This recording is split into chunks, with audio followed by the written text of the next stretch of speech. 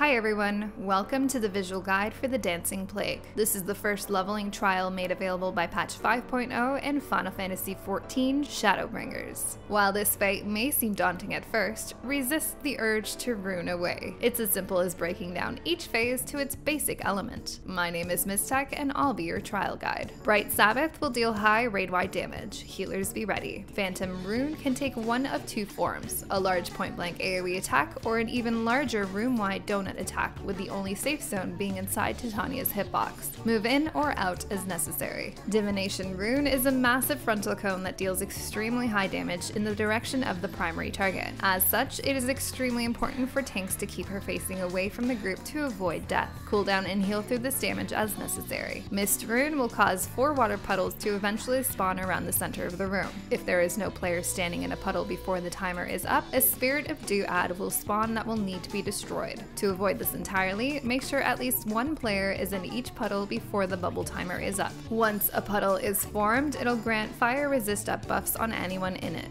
The boss will then cast Flame Rune, which will spawn a massive flaming fist above the group. This fist will target a player with the stack up marker. All players will need to stack up to share the damage while also standing in a puddle to further reduce that damage. Eventually, Titania will cast Midsummer Night's Dream and move the platform into a forest. Growth Rune will spawn a big star pattern AoE of roots that will grow across the platform, dealing damage and binding anyone caught inside of them. Players should pre-position in the safe zones to avoid this. Frost Rune will call down large AoE circles in a set pattern around the platform. The middle will always spawn first, and then a ring of outer circles. To handle this, players can move to the last circle to spawn, wait for the center ice to drop down before moving into the center to safety. At the same time, certain players will be targeted by these smaller circle AoE markers. Move apart to avoid overlapping damage. Eventually, Titania will become invulnerable and begin charging up her power gauge. 3 tree adds will spawn that should be picked up by the tanks immediately. Each ad has its own special attack that players will have to deal with as they destroy them. Once all 3 are down, Titania will resummon the same ads, but you'll notice they've been hitting the gym. You have until Titania reaches 100 on her gauge to destroy these big dudes, so I would recommend focusing one down at a time and using DPS limit break if you don't think you'll hit the DPS check. As you're attacking these big trees, you'll need to dodge AoEs, spread out circle markers, share the stack up damage, heal through the AoE blasts, and watch for these knockbacks, taking care not to stand in the center.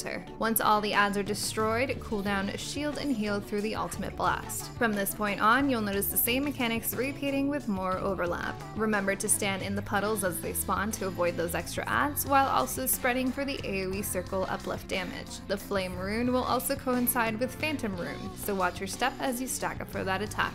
Growth Runes will now spawn 2 root clusters to dodge, with another Phantom Rune to avoid at the same time. The basic principle of each mechanic remains the same, you just need to learn to handle each at the same time. If you have any questions or comments, please let me know. Up next, we'll head into the Katana Ravel. As always, thanks for watching. Till next time!